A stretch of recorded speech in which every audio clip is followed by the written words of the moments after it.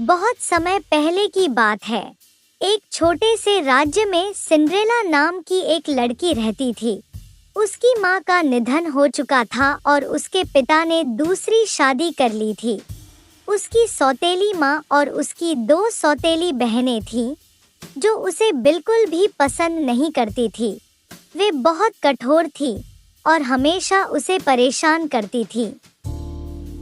उसकी सौतेली माँ ने उसे घर की नौकरानी बना दिया और सारा दिन घर के काम करवाती रहती। सिंड्रेला को पुराने फटे हुए कपड़े पहनने पड़ते थे और वह हमेशा घर के काम में लगी रहती थी।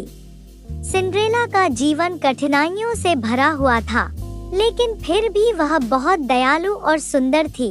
एक दिन उस राज्य के राजा ने एक विशाल नृत्य समारोह आयोजित करने की घोषणा की, जिसमें पूरे राज्य से सुंदर युवतियों को आमंत्रित किया गया। राजकुमार को इस समारोह में अपनी दुल्हन चुननी थी। सिंड्रेला की सौतेली बहनें भी इस समारोह में जाने की तैयारी करने लगी, लेकिन सिंड्रेला को घर में छोड़ दिया गया। सिंड्रेला बहुत उदास हो गई, क्योंकि वह भी उस समारोह में जाना चाहती थी। तभी अचानक उसकी मदद के लिए एक परी प्रकट हुई।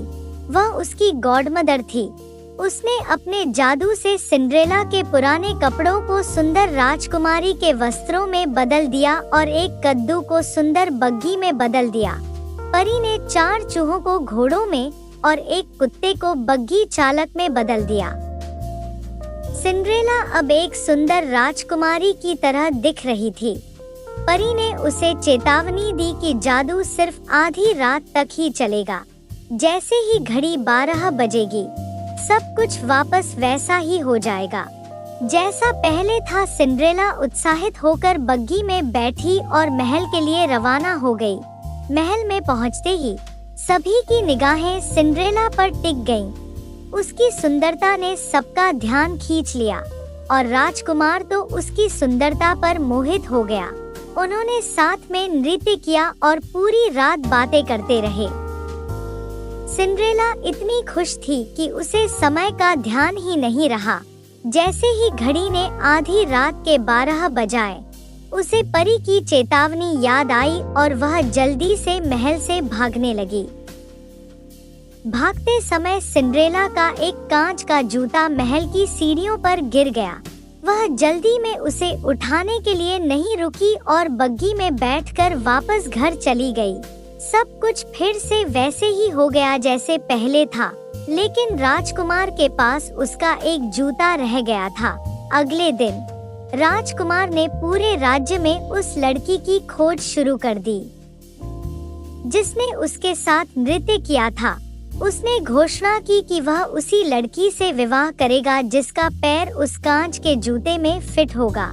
राजकुमार के सिपाही हर घर जाकर जूता आजमाते थे, लेकिन किसी का पैर उस जूते में फिट नहीं हो रहा था।